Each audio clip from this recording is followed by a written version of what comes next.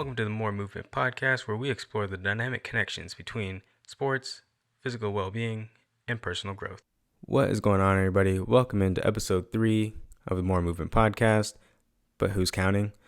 Technically it's 2, but technically it's 3.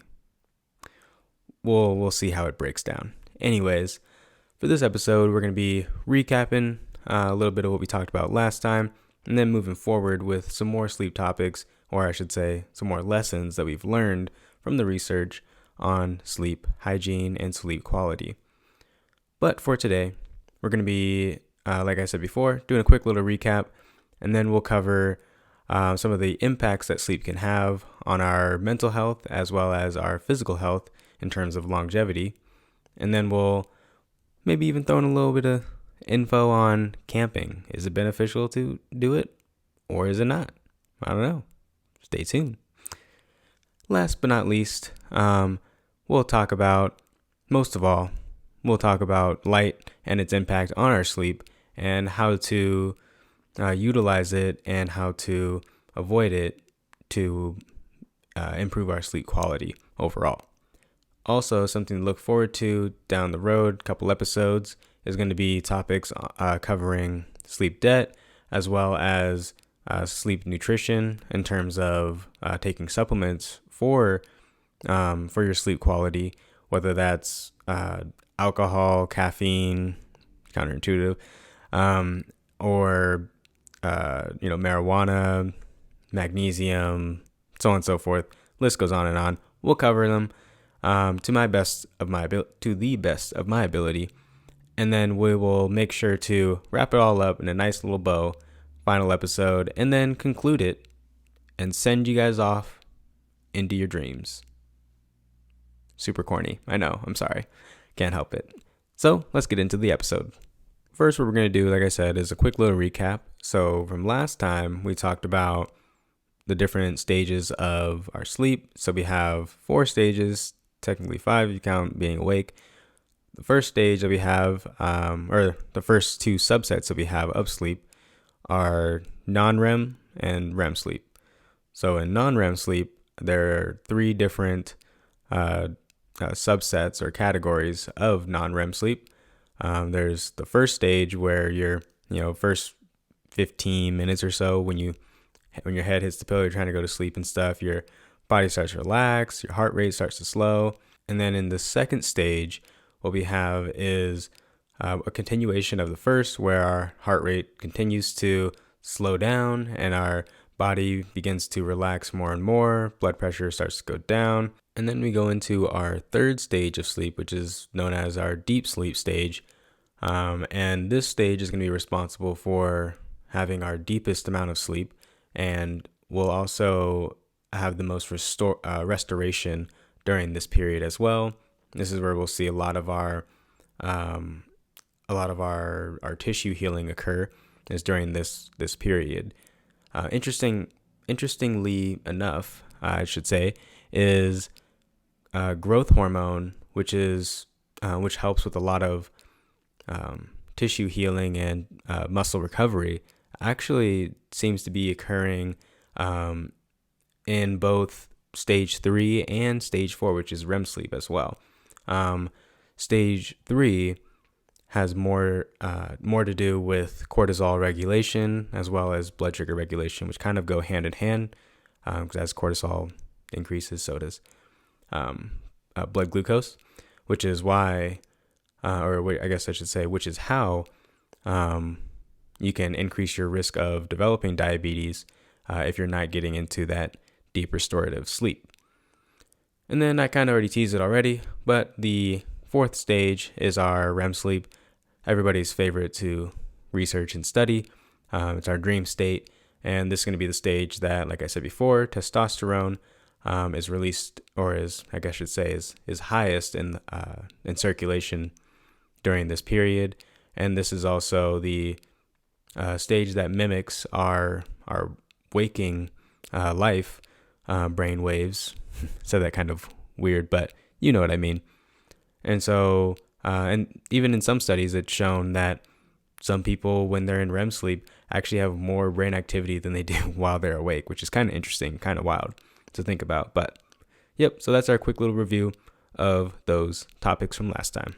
So as we know, you don't have to be a doctor to realize that getting enough sleep is going to be beneficial for you in terms of longevity and overall health and wellness. Like, I'm not going to, not breaking news right here telling you that, if you don't get enough sleep tonight for an extended period of time, you'll increase your risk for diabetes, increase your risk for depression, anxiety. You'll also increase maybe even your risk for losing your job because your attentiveness isn't where it needs to be, or your alertness isn't high enough, and your cognitive capacity, cognitive load is going to be decreased because you're not able to clear out all the metabolic waste from the previous day, and you might end up losing your job because of it. I don't need to tell you all that to get you to go to sleep. Like, everybody knows that, right? But there's some interesting research out there that shows 75% of people that have depression also have insomnia. And it kind of makes you think, like, what is going on here? Like, why is it that those people that are depressed, or people with depression, they are tending to have more insomnia, when a lot of people think, oh, like, they're probably depressed because they're always sleeping, like 12 hours a day, like they're always in bed 12 hours a day or whatever.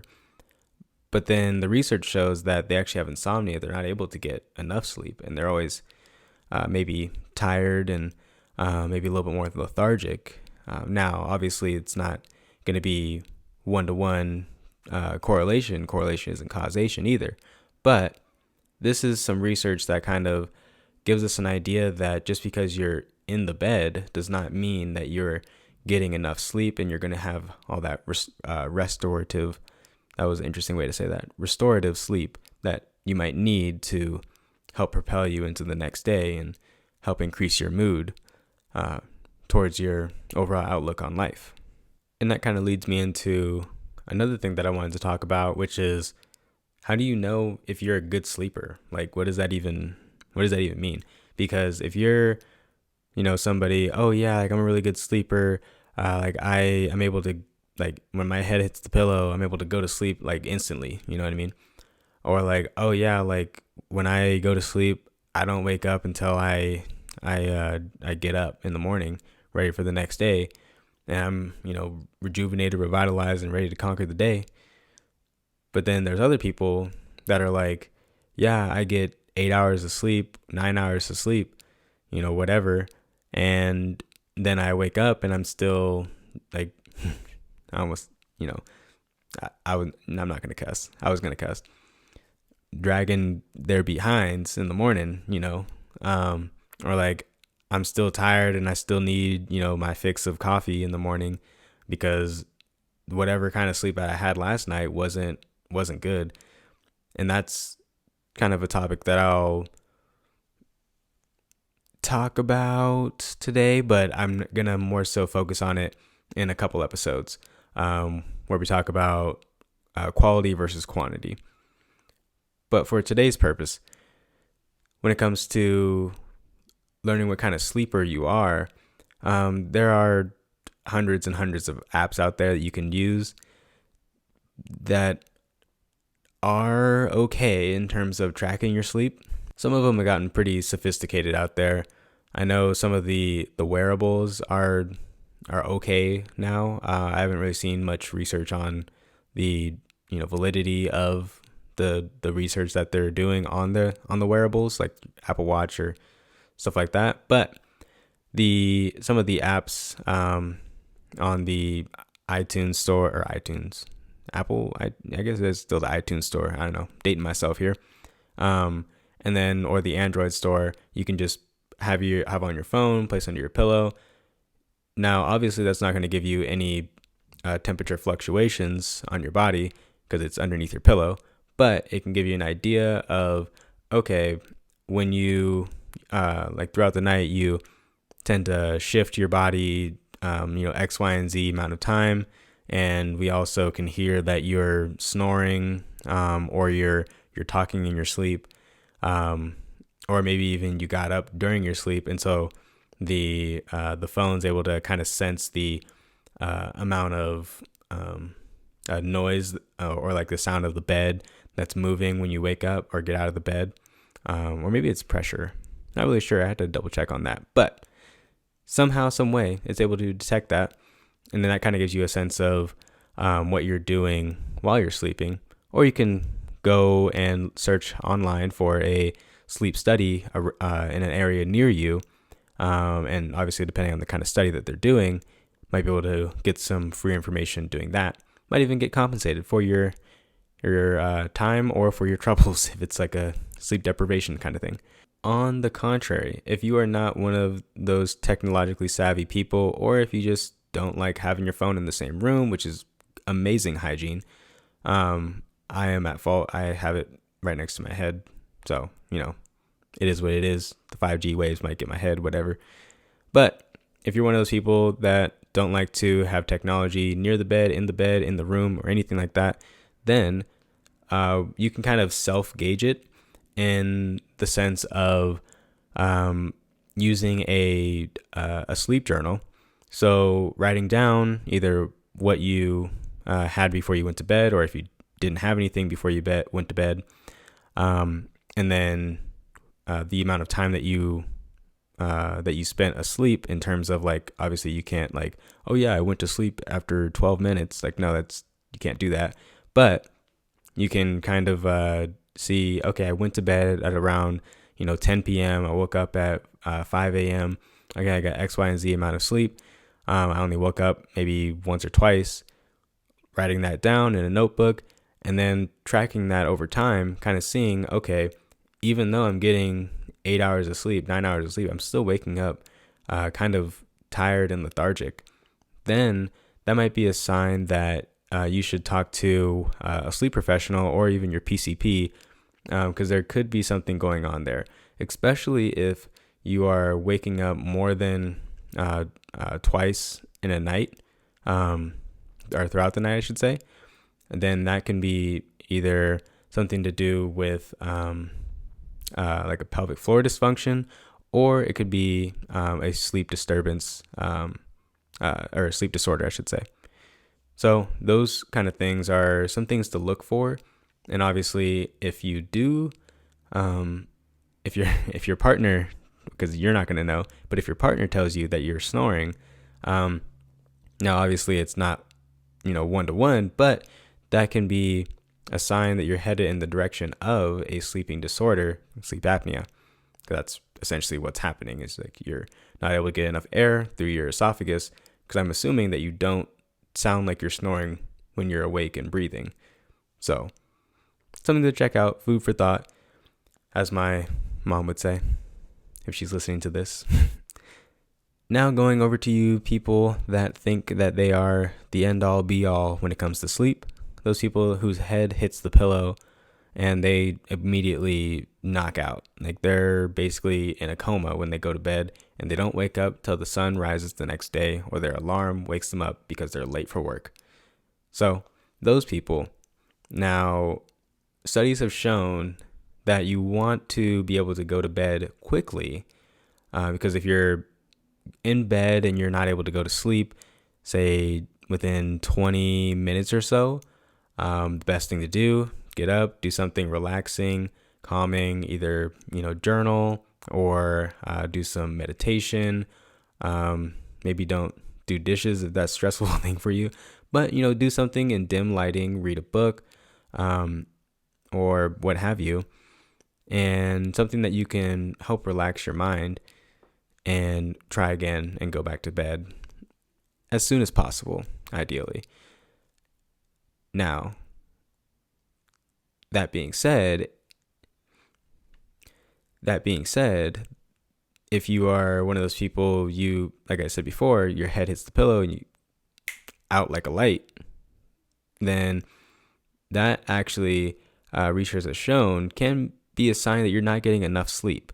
Or maybe you haven't gotten enough sleep throughout the week, or throughout the month, year, whatever. And you might be showing signs of sleep deprivation.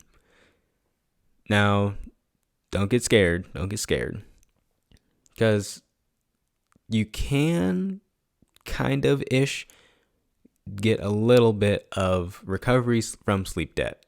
Yes ish, but also no ish. Because I'll cover this on I think the next episode we'll cover it. If not the next episode, the one after that. Anyways, if you're one of these people, you can get a little bit of sleep recovery, but it's a small amount. What the research shows is that you can get 1 hour of sleep back over a 4-day period of recovery sleep. So is it worth it to miss all that sleep when you have to take 4 days to get 1 day back or 1 hour back of the sleep that you missed?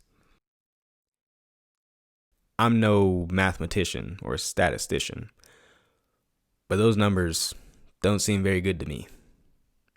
So I'll cover this again, like I said, down the road in a couple episodes in more detail on what some of that research has shown. But for now, we're going to stick to the path because you guys know I can go on tangents, and I will, given the opportunity. Now, going back to those folks that get 8 hours of sleep but don't feel fully rested and restored for the next day, those people might have a increased level of cortisol, or maybe they live a very stressful life. Now, easier said than done, obviously, like, oh yeah, just reduce your stress in your life and you'll be good. Like, you'll be able to sleep like a baby, which is another story for another time. But like, obviously, those who have an increase in stress, they're not going to be able to get a full night of rest because their cortisol levels are going to be elevated. And cortisol is ultimately the yin and yang when it comes to sleep and wakefulness. So you have two things. You have cortisol and you have melatonin. The two are basically, like I said, yin and yang. They're intertwined with each other and they do a little dance every day. So the peak of cortisol that you get is when you wake up in the morning, and that threshold is what allows us to, wake up in the morning. And throughout the day, we have an increased slow buildup of melatonin, and we have a slow decrease of cortisol. Now, in somebody that has chronic stress, that level doesn't really go down all the way, right? So we have that peak that occurs up in the morning, and then we kind of stay up here because we, have 10 kids, or we have, whatever job that we're working, and we're living a super stressful life, and we stay up here, and then it comes time to go to bed. Our cortisol levels are supposed to drop when we go, when we're about to go to sleep. And then it drops even more when we get into our sleep. And then, in somebody that has chronic stress, those levels are still going to stay here. Even though our melatonin and our adenosine levels are going to be rising as well, the cortisol levels aren't allowing us to fully get into that deep restorative sleep. And if we're not able to get to that deep restorative sleep, as we know, we're not going to get that full restoration of our muscles and of our brain cells as well. That being said, what happens to one of the hormones tends to happen to the other one too. So then the sleep pressure or the adenosine buildup doesn't really become all that boosted up, and our melatonin then doesn't really have as many peaks and troughs either, just like our cortisol levels. And when we have elevated cortisol levels, like I mentioned before, that also increases our blood glucose levels as well. They kind of go hand in hand in that manner, increasing your risk for hypertension, increasing your risk for diabetes as well. So when we have these peaks of cortisol and they stay elevated, this allows the body to kind of shut off in a sense, to where you have this increase of a hormone sending the signal, hey guys, we're still awake, we're still supposed to be awake. And then after a while, the body's like, the boy who cried wolf, like, dude, stop, like, we're done. And so the threshold for waking up becomes a lot lower. So, or I guess you can think of it the other way, you're closer to the threshold for wakefulness. So anything that goes bump in the night, or anything that spikes your anxiety, like some rustling going on in the bushes outside your neighborhood, or a car driving by super fast. I live right next to the hospital, like got a helicopter landing, or sirens coming on or turning on or whatever. Any kind of things like that are gonna spike your cortisol and immediately wake you up. Well, obviously not immediately, but it will wake you up because of that. Your body's on high alert, essentially. And as we know, with cortisol, increased levels of cortisol also can lead to increased levels of anxiety as well. Now, one thing that you can do to help reduce some of this cortisol before you go to bed, so that way you don't have these moments of alertness when you're trying to go to sleep, is doing some journaling before you go to sleep, or also doing some relaxation or relaxing things before you go to bed, whether that's meditation, whether that's going on a walk with your dog, whether that's, whatever you do to relax your mind and take your mind off of all the day's stresses. Now, don't hear what I'm not saying. Cortisol is not the enemy, all right? Cortisol is essential for our life. We need it. We need stress in our life for adaptation and for tissue healing, for pretty much just about every function that we have going on in our body requires cortisol in some way, shape, or form, whether it's in a roundabout way or in a direct way. Stress in the short term is very beneficial as long as it doesn't become chronic. When it becomes chronic is when we start seeing problems, and when we start seeing problems is when we start to see our health decline.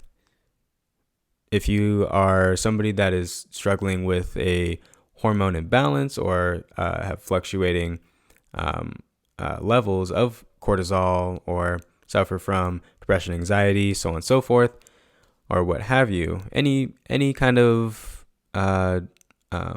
disability that might influence your cortisol levels, might be something that you bring up with your PCP, because they can definitely lead you into the right direction, or even talk to your physical therapist about it too.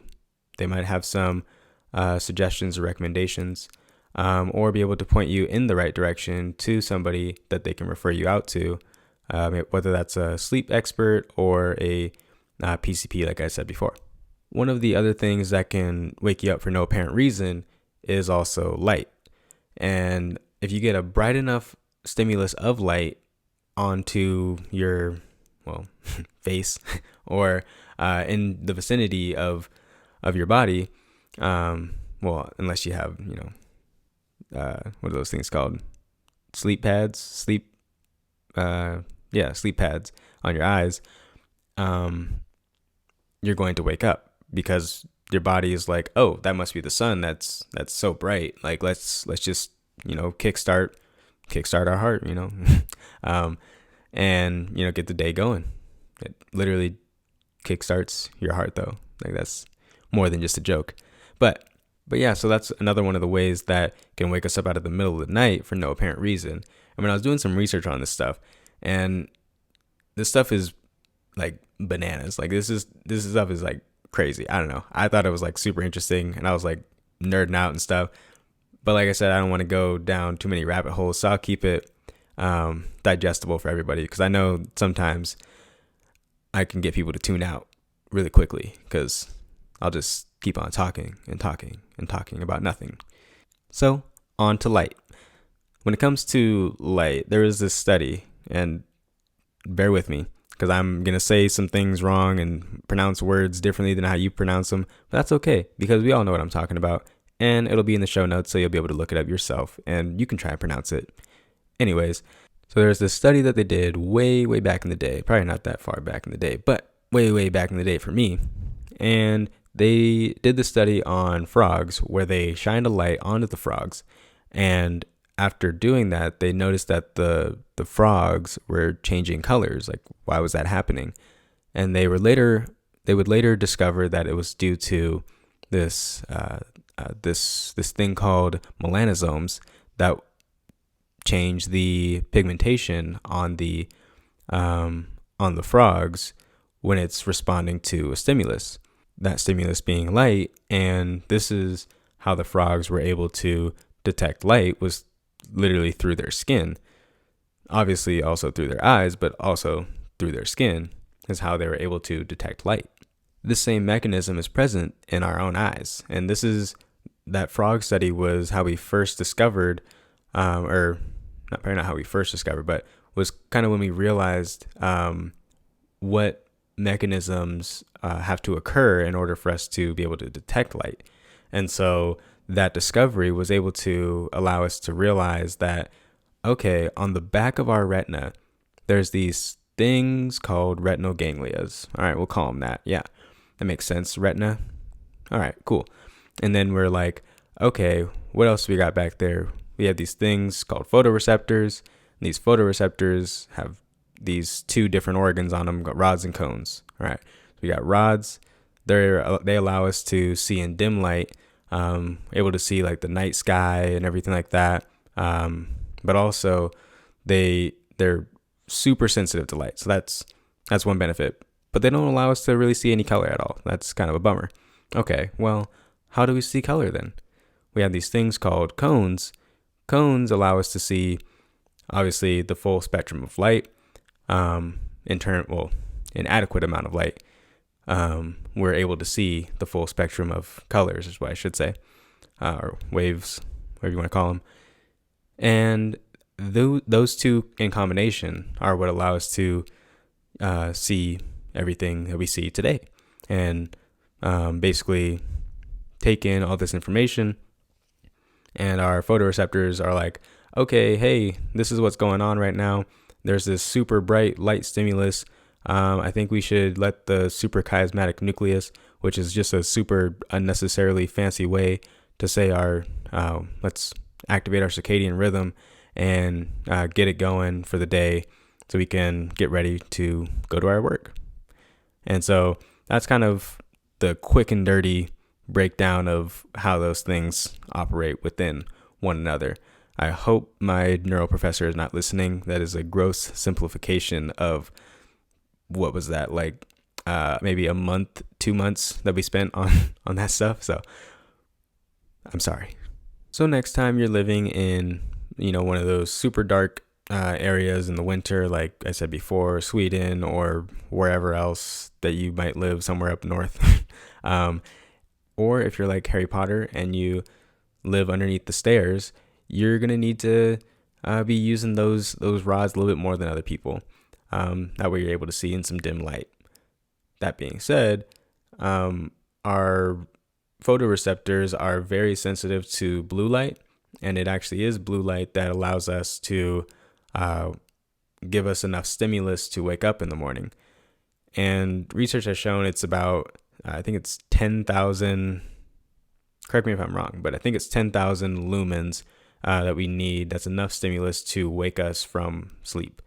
And it's also enough to help regulate our circadian rhythm in the morning, which is why maybe some of you guys have heard on the Huberman Lab podcast. He's a big proponent for getting that early morning sunlight, and then middle of the day sunlight. Doing those two things help regulate your circadian rhythm or your suprachiasmatic nucleus, whichever one you like saying.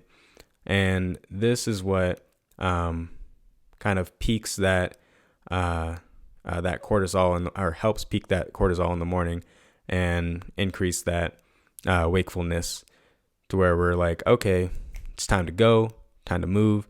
And the locus coeruleus, that's the the center in your brain that's responsible for alertness, and that also gets that going as well. We'll talk about the good old LCN later on down the road, probably the last episode. Thankfully, it does take an increasing amount of stimulus in order to wake us up from our sleep, or to wake us up even more from a previous amount of sleep that we've had. That's likely due to this protein called melanopsin. Now, melanopsin is released when we have an increase of stimulus from light, typically blue light, and like I said before, that has to be at a certain threshold, typically about 10,000 lumens of light seems to be the right threshold to allow us to wake up. But not only that, you also need to have a prolonged period of that light, because melanopsin has a, I don't want to call it a memory because they don't really have neurons inside the protein, but I digress. For simplicity's sake, we'll say melanopsin keeps a log of what kind of stimulus we had in terms of how much, like how many lumens we had of light, and then how long that exposure to light was. So when we have a prolonged exposure of light, and then also that increased stimulus of light, the combination of the two are what benefit or are what allow melanopsin to be released and tell the body, hey, it's actually time to wake up because we got all this light coming in, and we got to get up and go, get ready for the day. Now, that's why it's beneficial to go out in the morning, or if you can't go out in the morning, go to your window and get that early morning light. And if you even do you can download, like there's so many apps out there now. You can download an app. If you don't want to download an app, you can probably find something that will gauge the amount of lumens in a certain area of your house that you are. And you can look at your phone and see that it's going to be way, way, way super low in terms of lumens. You can even go look at your lights. They're going to be maybe around 1,000 to 5,000, which, as we know, still isn't enough stimulus to peak that necessary amount of lumens to reach that threshold to wake you up in the morning. So experiment with that, test it out, try it out, let me know what you think. And last but not least, we have camping. Now, those of you that know me know that I am an avid camper, and I love to go out in the woods, and no cell service, no phone or anything, nothing but my map, my compass, and my dog. Go out there, nice long week of backpacking adventure. Now, you guys are probably seeing right through me right now, but I do realize now the allure and the benefit of camping after reading this article.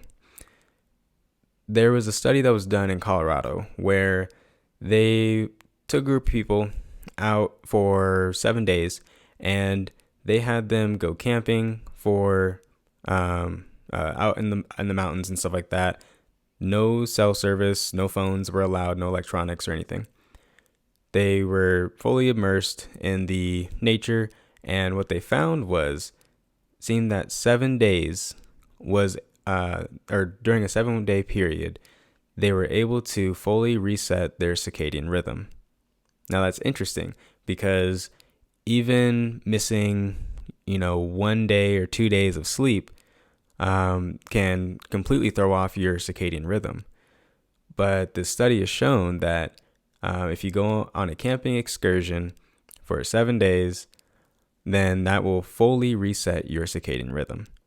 Now, some of you guys are probably saying, Drew, 7 days, like, who am I? Like, I'm not Tarzan out here. I can't just, take a trip out there and just hang out for that long a time. And I hear you. So they did another study. In the second study, they found that as little as 2 days, just a short weekend trip, was plenty for resetting your circadian rhythm up to 69% of the full capacity of your circadian rhythm. So you really only need to go on a weekend excursion. Now, I'm not saying don't be a weekend warrior out there getting all these injuries, but only 2 days is what you need to reset your circadian rhythm adequately enough to help reset your circadian rhythm. That being said, I might have to plan my next camping trip sometime soon here. But for now, make sure to check out the previous episode and stay tuned for the next episodes that we have on our lessons that we learned from sleep. If you are looking to message me for any kind of personal training, or if you're looking to start your own running program, you are in the right place. I can help you out with that. So that is all I got for you guys today. I'll catch you on the next one.